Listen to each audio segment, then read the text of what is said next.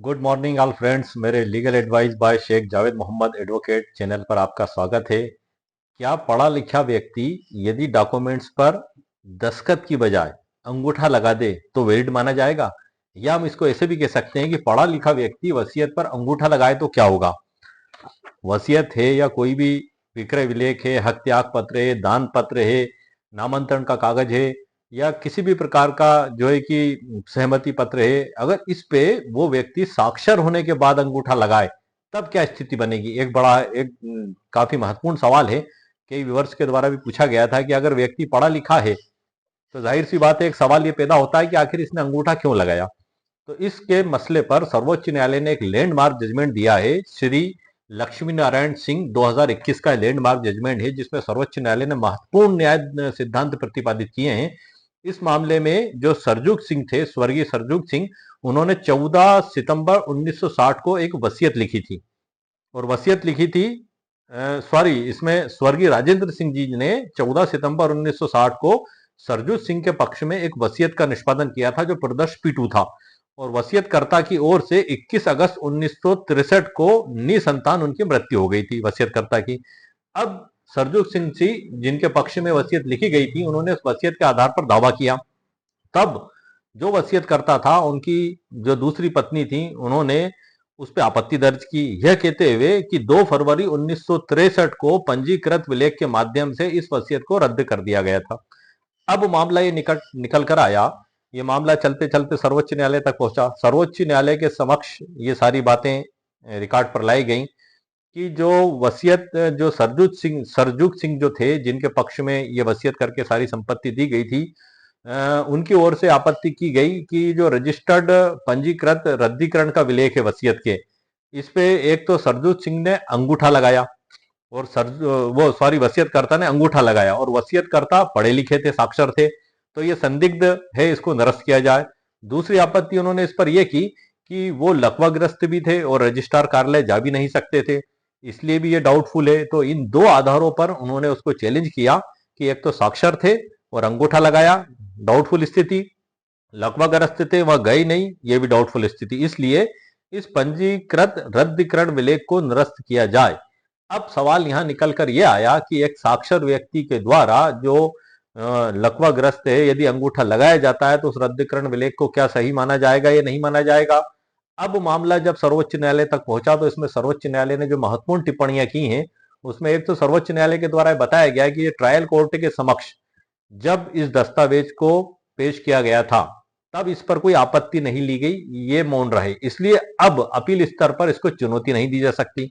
और दूसरा, यह सिद्धांत प्रतिपादित किया कि यदि कोई बीमारी के कारण, बुढ़ापे के कारण या लकवाग्रस्त होने के कारण कोई साक्षर व्यक्ति यदि दस्तावेज पर दस्तखत की बजाय अंगूठा लगाता है तो उसको सही माना जाएगा। यह सर्वोच्च न्यायालय ने इसमें लैंडमार्क सिद्धांत प्रतिपादित किए। साथ ही सर्वोच्च न्यायालय ने यह भी कहा कि अंगूठा जो होता है, ये अंगूठा आप देख रहे हैं स्क्रीन पे, यह हर व्यक्ति का यूनिक होता है, पूरे विश्व में किसी का एक जैसा नहीं होता, इसलिए इसको दस्तखत से भी बेस्ट माना। यदि हस्तलेख विशेषज्ञ के द्वारा उसकी पुष्टि कर दी जाती है तो वो उसको साक्ष्य में ग्राह्य माना गया, और इस आधार पर, वसीयत के आधार पर सरजूत सिंह को कोई भी अधिकार प्राप्त नहीं हुए और वसीयत को रद्द माना। और जो रजिस्टर्ड रद्दीकरण विलेख था उसको सर्वोच्च न्यायालय के द्वारा सही माना गया। और आप जानते हैं इस बात को कि रजिस्ट्रेशन एक्ट 1908 की धारा 17 के तहत वसीयत का पंजीकरण आपकी स्वेच्छा पे आप करवाएं तो करवाएं, ना तो न करवाएं। रद्दीकरण विलेख जो करवाया गया था वो रजिस्टर्ड था। तो यहां पर निकल कर ये बड़ी महत्वपूर्ण बात आई है, और इसमें सर्वोच्च न्यायालय ने जो लैंडमार्क सिद्धांत प्रतिपादित किए हैं, इसका जजमेंट का पेरा क्रमांक 18 बड़ा महत्वपूर्ण है, जिसमें हैंड राइटिंग एक्सपर्ट के बारे में बड़ी महत्वपूर्ण टिप्पणी की है, जो मैं आपको ई बुक PDF के अंदर से जानकारी दूंगा। और जो महत्वपूर्ण सिद्धांत जो मैंने अभी आपको बताए, ये सर्वोच्च न्यायालय के जजमेंट के अंदर से मैं आपको जानकारी दूंगा, इसके फैक्ट की भी और सरल व्याख्या की भी, ताकि आपको ये स्थिति पता लग सके कि जजमेंट के किस पेरा में क्या बात दी गई। क्योंकि अक्सर ये मामला हमारे समक्ष आता है कि पढ़ा लिखा व्यक्ति है और अंगूठा लगाया, भाई डाउटफुल स्थिति है, वसीयत पे या कोई भी दस्तावेज हो सकता है, लेकिन उसका कोई कारण होगा। सर्वोच्च न्यायालय ने क्या कारण देखा? बीमारी, बुढ़ापा, ये लकवाग्रस्त। इन परिस्थितियों में यदि आपका मामला भी कोर्ट में विचाराधीन है और इसी प्रकार की कुछ परिस्थितियां आपके साथ हैं, तो ये लैंडमार्क जजमेंट आपके लिए एक अमृत के समान है। आप भी कोर्ट में इसको प्रस्तुत करके आपका केस जीत सकते हैं, और यदि किसी ने फर्जी वसीयत इस आधार पर तैयार की है और आप प्रतिवादी हैं और आप इस समस्या का सामना कर रहे हैं, तो भी आप इस लैंडमार्क जजमेंट का इस्तेमाल करके जज साहब के समक्ष कह सकते हैं कि माननीय न्यायाधीश महोदय, ये जो वादी है इसके द्वारा ये जो रद्दीकरण विलेख पेश किया गया है, उस समय वसीयतकर्ता ना तो बीमार था, ना बुढ़ापे से ग्रस्त था, ना लकवाग्रस्त था, पूर्णतः तंदुरुस्त अवस्था में था और साक्षर भी था। आखिर किन परिस्थितियों में ये दस्तखत करवाए गए, इसका कोई स्पष्टीकरण इनके द्वारा नहीं किया गया है। और माननीय सर्वोच्च न्यायालय ने इस लैंडमार्क जजमेंट में बताया है कि इन कंडीशंस में और इस परिस्थिति में यदि ये दस्तखत की जगह अंगूठे किए जाते हैं तो उसको मान्य किया जाएगा और इस प्रकार से दावा साबित करने में असफल रहे, इसलिए इनका दावा निरस्त किया जाए। और यदि वास्तव में वो पंजीकृत विलेख जो कैंसिलेशन का है आपके द्वारा विधि अनुसार लिखा गया है, तो आप इस लैंडमार्क जजमेंट का हवाला देते हुए कोर्ट में अपनी बात को रख भी सकते हैं। फैसला जज साहब के द्वारा गुण दोषों के आधार पर किया जाएगा। कोशिश करना हर एडवोकेट्स का कार्य है, हर पक्षकार का कार्य है, वो आप कर सकते हैं। इस लैंडमार्क जजमेंट को मैं आपके लिए निकाल कर लाया हूं, उसके महत्वपूर्ण तथ्य और महत्वपूर्ण फैक्ट मैं आपको ई बुक पीडीएफ के अंदर से आपको आगे की जानकारी दूंगा, जो मैंने विशेष तौर से नोटेट करके आपके लिए रखे, और ई बुक पीडीएफ से आपका परिचय भी मैं करा दूंगा। ई बुक पीडीएफ की लिंक इस वीडियो के नीचे डिस्क्रिप्शन बॉक्स में मेरे द्वारा दी गई है। यदि आपको आवश्यकता महसूस होता आप इसको वहां से खरीद भी सकते हैं। आइए सर हम बढ़ते हैं ई बुक पीडीएफ की ओर। Let's go sir. आप देख रहे हैं सर कंप्यूटर स्क्रीन पर ई बुक है ये, पढ़ा लिखा व्यक्ति वसीयत पर अंगूठा लगाए तो क्या होगा, सुप्रीम कोर्ट जजमेंट 2021। ये सर ई बुक का टाइटल है और वीडियो का भी हमारा यही टाइटल है। इसमें बहुत ही महत्वपूर्ण टॉपिक मैंने शामिल किए हैं, इनका सबका परिचय मैं आपको वीडियो के अंत में करा दूंगा। मैं स्क्रॉल करके अभी आपको सीधे मुद्दे की बात पर ले जा रहा हूं। इसमें प्रस्तावना भी है, डिस्क्लेमर भी है, और ये मैं आपको सीधे मुद्दे की बात पर ले जा रहा हूं सर। जो हमारे आज के वीडियो का टाइटल है, सर्वोच्च न्यायालय के उस लैंडमार्क जजमेंट पे, भारत के सर्वोच्च न्यायालय का है ये। लक्ष्मी नारायण सिंह डी के कानूनी वारिसों के माध्यम से बनाम सरजूग सिंह डी के कानूनी वारिसों के माध्यम से 17 अगस्त 2021 को सुनवाई हुई, और ये इसमें बड़े महत्वपूर्ण सिद्धांत प्रतिपादित किए गए हैं। अभी तक जो मैंने आपको जानकारी दी थी वो ओरल दी थी। अब मैं आपको इस जजमेंट के अंदर से ही जानकारी दे रहा हूं, उन पेराओं के अंदर से ही जानकारी दे रहा हूं जहां इस वीडियो के टाइटल से संबंधित महत्वपूर्ण बात आपके लिए इसमें दी गई है। हमारे वीडियो का टाइटल तो आप जानते ही हैं सर, पढ़ा लिखा व्यक्ति वसीयत पर अंगूठा लगाए तो क्या होगा, एक जनरल सी बात है। अब इसमें जो बताया गया था, इसमें थोड़ा सा मैं पैरा क्रमांक 1 में आपको बता दूं। यह अपील पटना उच्च न्यायालय के दिनांक 15 अप्रैल 2009 के निर्णय और आदेश के विरुद्ध दायर की गई, जिसमें वसीयत के पक्ष में आवेदन करने वाले आवेदक की अपील को यह निष्कर्ष निकालते हुए स्वीकार कर लिया गया कि सरजूग सिंह के पक्ष में लिखी गई वसीयत रद्द नहीं हुई थी। ट्रायल कोर्ट ने यह फैसला दिया था। अब अपीली न्यायालय ने निचली अदालत के निर्णय को पलट दिया, जिसमें माना गया कि आवेदक वसीयत के पक्ष में वसीयत का सत्यापन कराने का अधिकार नहीं, हकदार नहीं है, क्योंकि इसे निरस्त कर दिया गया था। मतलब इन्होंने कैंसिलेशन जो डीड बनाई गई थी उसके आधार पे उस नीचे के न्यायालय के निर्णय को पलट दिया। क्या हमारे सामने स्थिति क्लियर हो गई। अब मामला सर यहां से पहुंचा सर्वोच्च न्यायालय को। अब उससे पहले मैं आपको इसके प्रकरण के कुछ फैक्ट बता दूं। मैं इसको बोल्ड भी कर रहा हूं सर आपको, क्योंकि यही वो फैक्ट हैं जो हमारे वीडियो के टाइटल से संबंधित भी हैं, और ये मैंने इसको बोल्ड भी कर दिया और येलो से डार्क भी कर दिया ताकि आपको समझ में आ जाए। राजेंद्र सिंह जो अब दिवंगत हैं ने 14 सितंबर 1960 को आवेदक सरजूग सिंह के पक्ष में एक वसीयत प्रदर्श पीटू निष्पादित की थी। वसीयतकर्ता की 21 अगस्त 1963 को निसंतान मृत्यु हो गई थी। वे अपने पीछे अपनी बहन दुलर कुंवर स्वर्गीय ठाकुर प्रसाद जी की पत्नी, भतीजा युगल किशोर सिंह और वसीयत के लिए पात्र आवेदक सरजुग सिंह को छोड़ गए थे।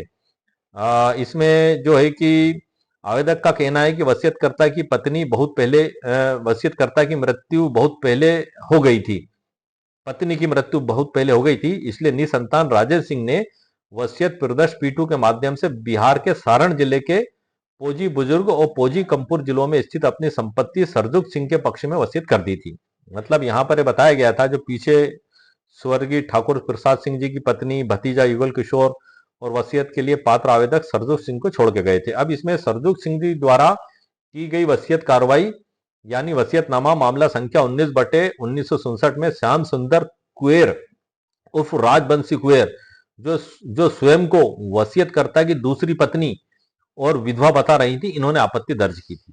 मतलब जो आपत्तिकर्ता थी वो अपने आप को वसीयतकर्ता की दूसरी पत्नी बता रही थी और उनके द्वारा एक कैंसिलेशन डीड पेश की गई थी। ये प्रकरण के फैक्ट हो गए सर।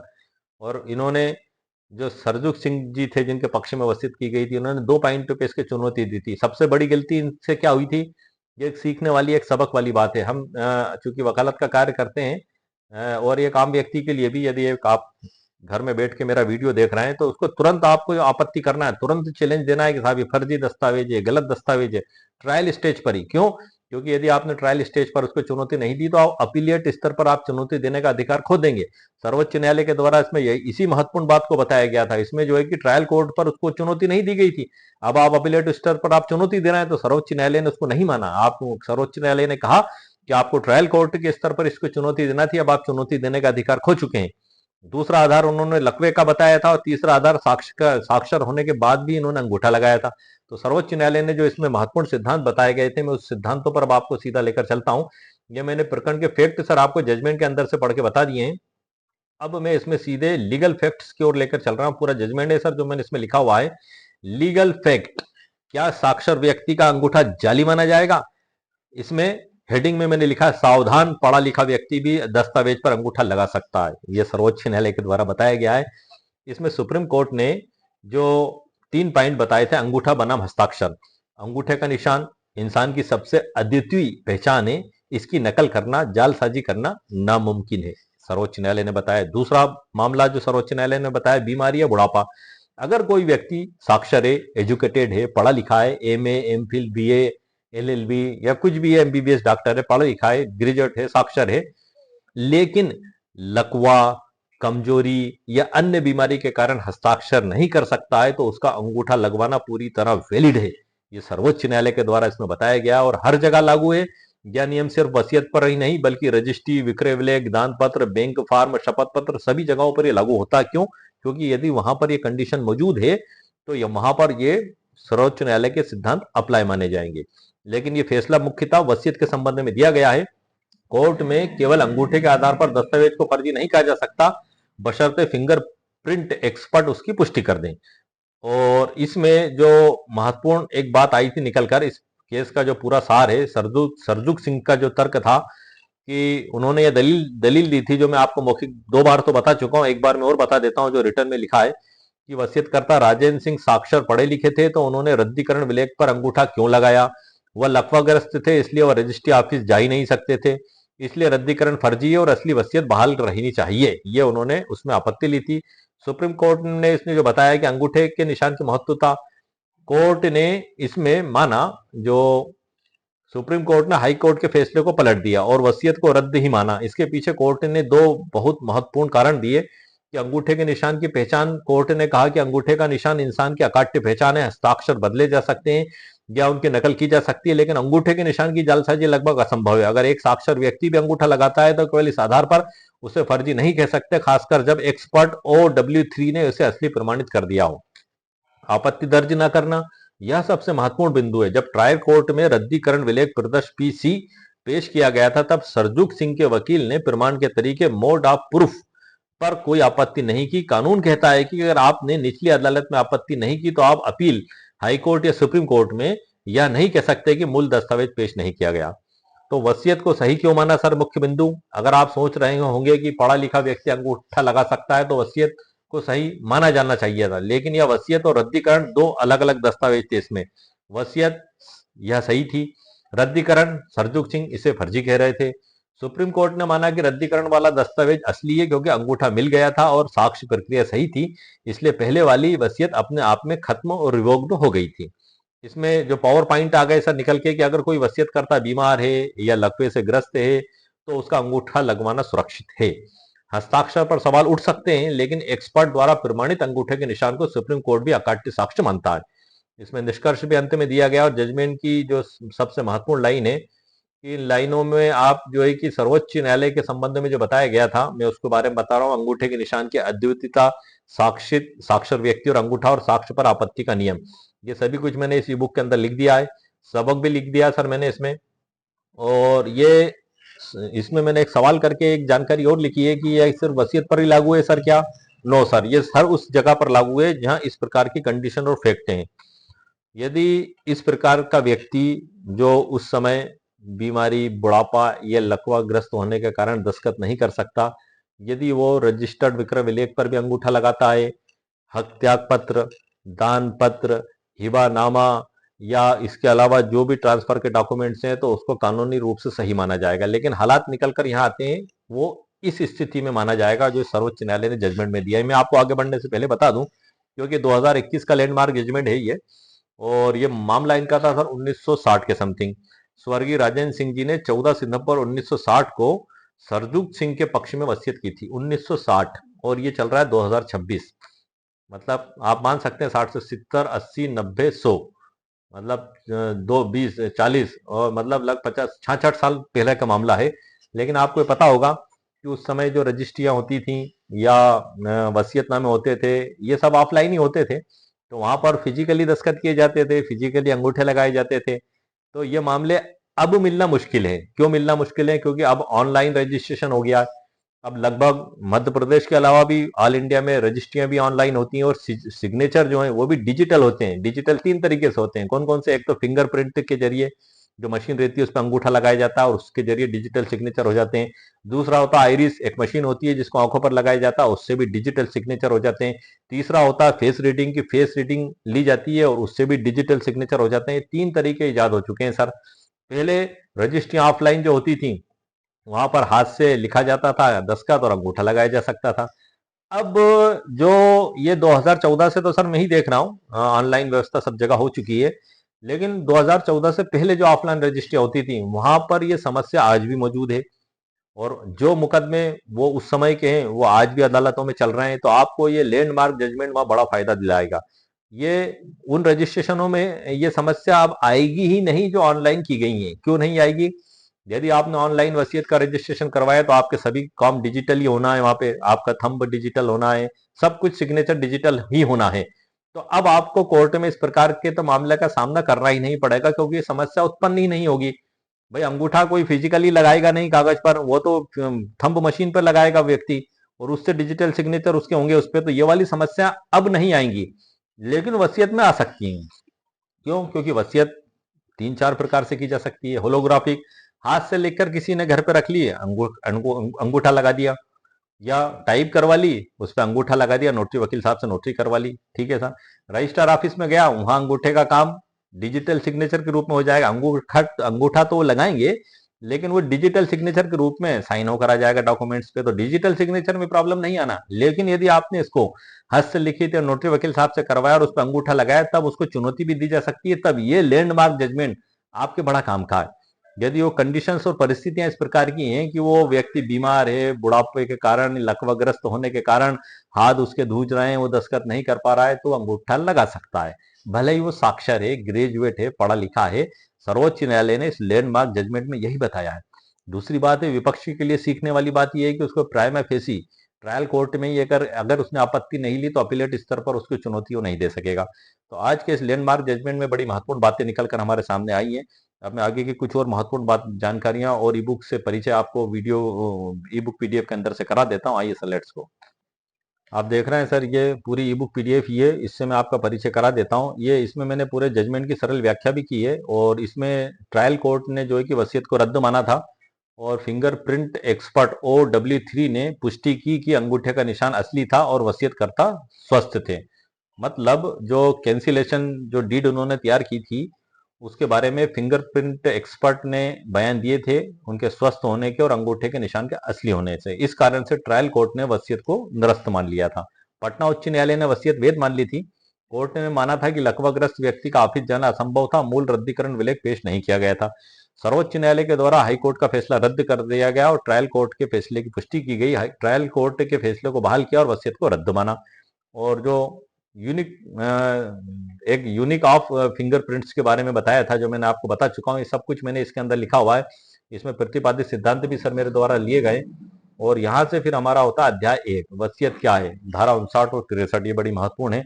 लिखा है जो कागज पर ये आखिरी फरमान है, इस वसीयत के शब्दों में जिंदगी का अरमान है। जी हाँ सर, वसीयत एक अंतिम अरमान और फरमान होता है। भारतीय उत्तराधिकार अधिनियम 1925 की धारा 2 में इसकी परिभाषा भी दी गई है। व्यक्ति जब ये लिखता है तो इसके बाद कोई अरमान और फरमान नहीं लिखा जाता, वो यही मानकर लिखता है। लेकिन धारा 62 भारतीय उत्तराधिकार अधिनियम 1925 की ये भी कहती है कि वसीयतकर्ता जब चाहे उसको निरस्त भी कर सकता है, जैसा कि इस मामले में किया गया था। वसीयतकर्ता ने वसीयत लिख दी सरजुग सिंह के पक्ष में, और बाद में उसको रजिस्टर्ड कराकर उसको कैंसिल भी कर दिया। उस कैंसिलेशन को सर्वोच्च न्यायालय ने माना और उसके आधार पर वसीयत को ध्वस्त कर दिया।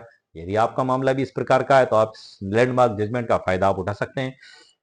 इसमें धारा 59 और 63 बड़ी महत्वपूर्ण है। आप जानते हैं धारा 59 में वसीयतकर्ता का स्वस्थ और बालिग होना जरूरी है, और धारा 63 में 2 गवाहों का होना जरूरी है। वसीयतकर्ता उन गवाहों के सामने वसीयत पर दस्तखत करेगा और उन गवाहों के सामने वसीयतकर्ता उस वसीयतनामे पर दस्तखत करेंगे, और वसीयतकर्ता उनको बताएगा भी कि इसमें मैंने ये संपत्ति इसको दी है। दोनों पढ़ लिख कर होश हवास में पूरे उसमें दस्तखत करेंगे। ये जरूरी क्यों है सर, इसको आप फिजिकली क्यों जरूरी बताया गया है, क्योंकि यदि मामला अदालत में जाता है और गवाहों को आपने उसको ना पढ़ने को दिया ना कुछ बताया, तो फिर अदालत में गवाह यही देते हैं कि इस दस्तावेज में क्या लिखा हमको नहीं मालूम, फिर आपकी वसीयत वहां पर कैंसिल हो जाती है सर, क्योंकि वो गवाह का तो महत्वपूर्ण मामला यही रहता है। क्या वसीयत करता ने हमें बताया था कि उसके 2 बेटे और 1 बेटी है, तो उनने दोनों बेटों और बेटियों को ये संपत्ति दी थी, और हमसे कहा भी था, यही बात कागज में लिखी थी, और ये वसीयतनामा हमारे सामने लिखा गया था। ये बातें जब रिकॉर्ड पर आएंगी तभी तो आपकी वसीयत प्रूफ होगी, तभी तो आपको प्रोबेट मिलेगा सर, वरना कहाँ से मिलेगा। इसलिए ये बात आपको ध्यान रखना है, ये एक सबक सीखने के लिए बड़ा महत्वपूर्ण है हमारे लिए सभी के लिए। और इसी प्रकार से ये अध्याय 1 हो गया सर। इसमें कुल 20 अध्याय सर, इसमें मैं मुख्य मुख्य अध्याय आपको बता देता हूँ। अध्याय 2 में वसीयत बनाम दस्तावेजों की विशिष्टियां, वसीयतकर्ता की अनुपस्थिति अगर हुई तो क्या होगा, ये सब कुछ इसमें लिखा हुआ है सर। अध्याय 3 में वसीयत पर संदेह के बादल और अदालत की अंतरात्मा। अध्याय 4 में प्रथम गोल्डन नियम पर प्रपोजर प्रस्तावक पर क्या जिम्मेदारी है।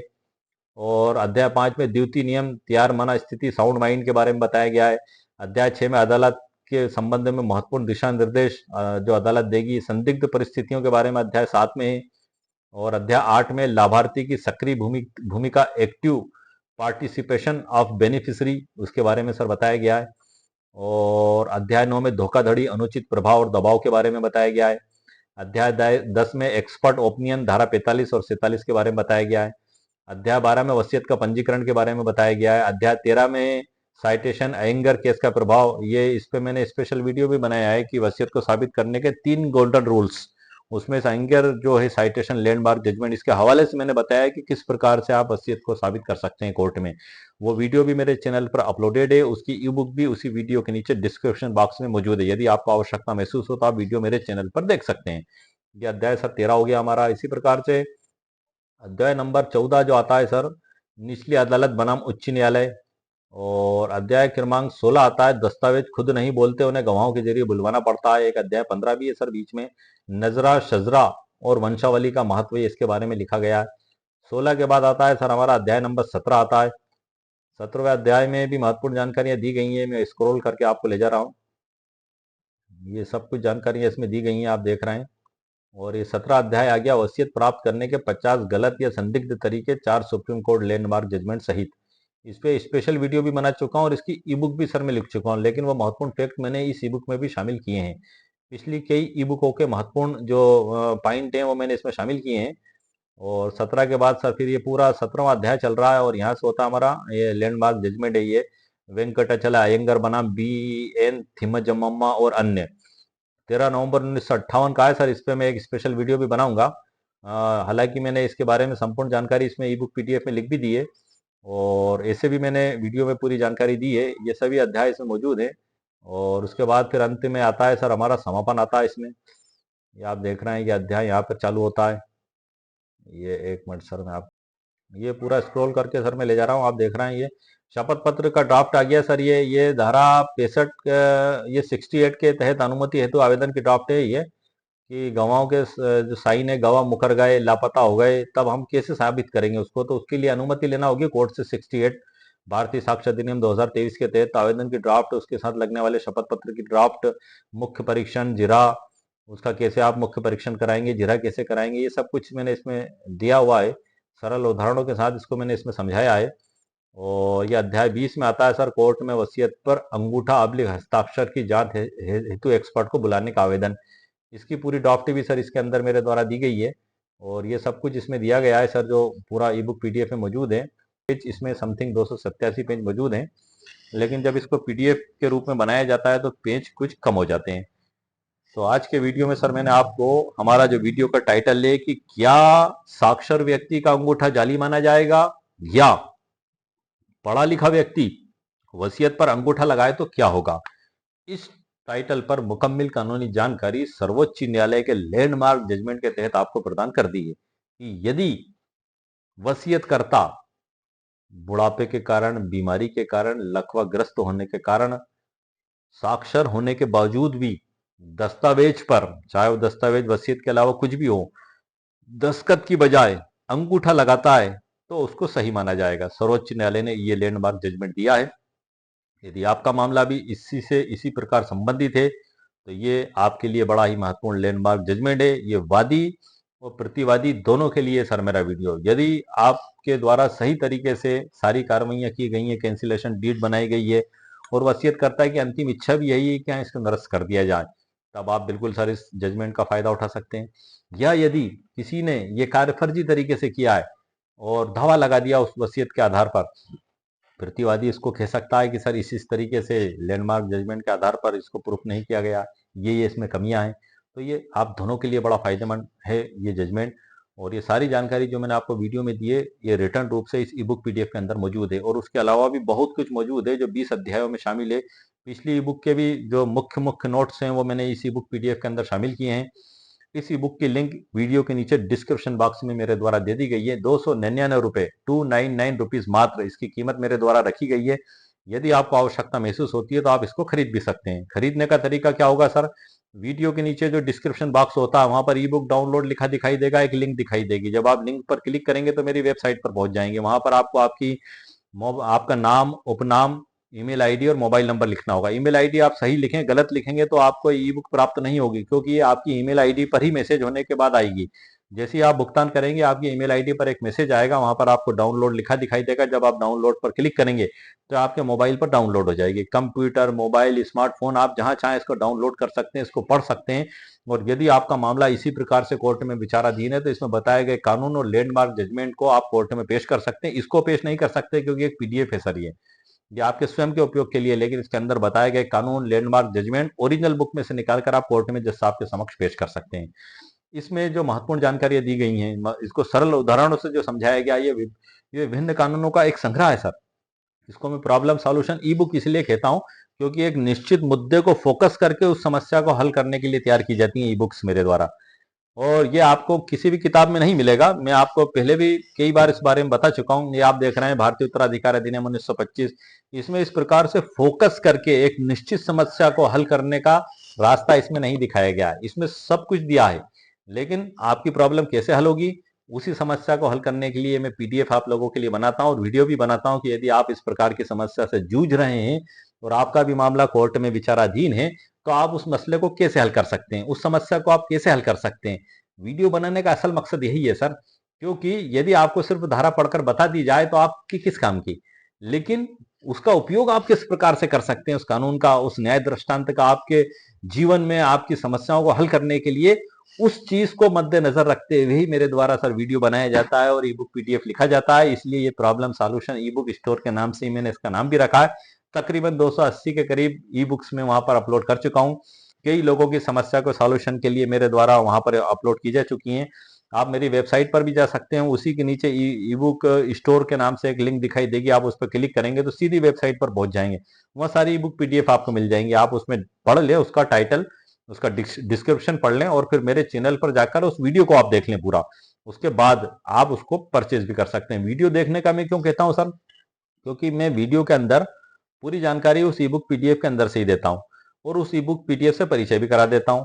तो जब आप वीडियो देखेंगे तो आपका पूरा परिचय हो जाएगा कि इस ई बुक पीडीएफ में क्या है और आप डिसीजन ले पाएंगे कि आपके लिए खरीदने के लिए उपयोगी है या नहीं।